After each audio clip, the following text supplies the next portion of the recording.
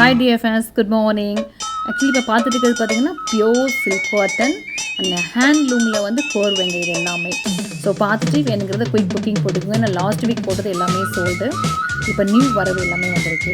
So ஒவ்வொன்றுமே பார்த்தீங்கன்னா கலம்கரி பட்டனில் இருக்குது, பிளெயினில் இருக்குது, செக்குடில் இருக்குது, உங்களுக்கு பாலும்பழமில் இருக்குது.